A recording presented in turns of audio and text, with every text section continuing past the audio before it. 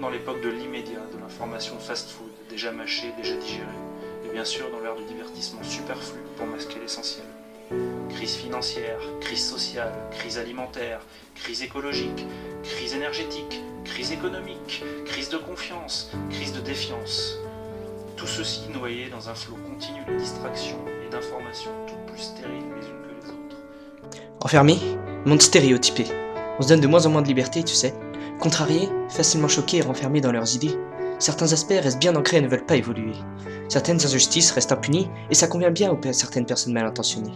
Et tout me saoule, ça m'exaspère à un point dont on ne pouvait imaginer. On sait qu'on n'y fera rien. Tout ce qu'on peut faire, c'est dénoncer. Alors de nos bouches maigres et sans impact, on va tout déballer.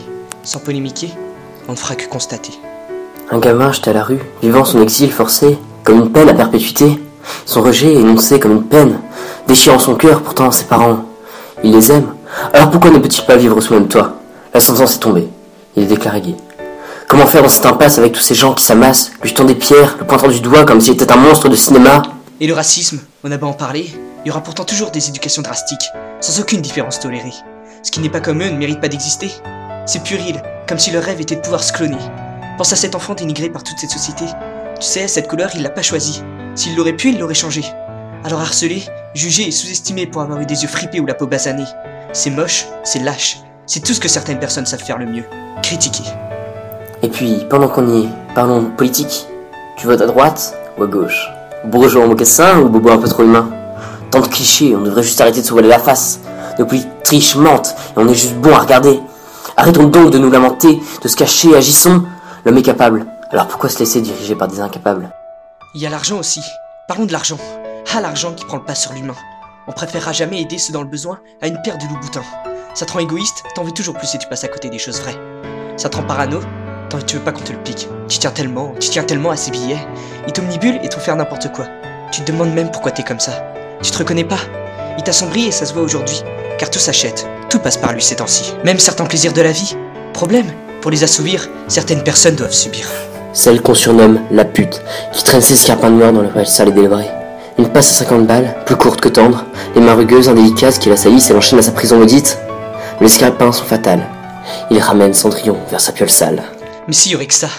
Tu sais, la société aujourd'hui accorde beaucoup d'importance à l'apparence. N'espère pas te lancer dans la vente si tu possèdes des latences. C'est juste que t'as pas eu de chance. Car aujourd'hui, tout est tellement matérialiste. Une personne formidable à la gueule sale, on s'en fiche. C'est con, mais c'est vrai. Et c'est bien incrusté. Car on a beau dire que la beauté intérieure est censée primer, peu de personnes sont capables de réellement le penser. On se broie les os, les muscles déchirés par l'effort dans cet enfer. On travaille sans relâche, accablé par la pression du patron, profitant de ses contrats en or massif, pendant que tu te contentes d'un salaire en papier mâché. Et puis un beau jour, tu te réveilles au tic-tac des machines, parfaitement réglé, tu n'utilises plus la machine, tu en fais partie. Comme un rouage d'une unité bien plus grande encore, comme un rouage d'une machine perverse et horrible. Tout est d'une vicieuse complexité. C'est un cercle. Comme le cercle de la méchanceté. Ça nous est à tous tellement familier. Émission télévisée, cliché à ne plus pouvoir s'en gaver. Tout moyen est bon pour se moquer. Physique, façon de penser, tout est modifié pour espérer se ranger et ne pas se faire huer pour ce que l'on est. On préfère ressembler à ces belles personnes de la télé-réalité, alors on se laisse influencer, on se fait lobotomiser. Parce qu'au fond, tu sais, on n'est pas vraiment ce que l'on est. On est juste un mélange de tout ce que les autres nous voudraient. Et ce bébé, dont les échos des cris ont gelé aussi sûrement que son cœur ce 1er janvier. Celui dont la mère n'a jamais pu payer une école, des vêtements ou même un logement. Alors, Madame la République, je vous en conjure. Veuillez réagir face à ces hommes et ces femmes qui vous bafouent, vous salissent et commettent en votre nom le plus ignoble des forfaits. Qui en votre nom, on laisse mourir ce bébé. Trop de paradoxes dans cette société. On te souhaite du bonheur et par derrière on rit de ton malheur. On prétend t'aider, mais on ne fait que t'utiliser. Société, elle est toujours là pour nous empêcher de repousser des limites, d'accomplir des actes honorables et bénéfiques, par pure envie de nous rendre inactifs. Parce qu'au fond, ils savent toujours pas accepter un avis différent du leur. C'est leur façon de penser, donc c'est forcément la meilleure. On parle de tolérance envers les autres, mais il faut commencer par tolérer leurs pensées. Parce que tout simplement, on ne saura jamais respecter la vie d'une personne, si l'on ignore les raisons qui l'ont décidé.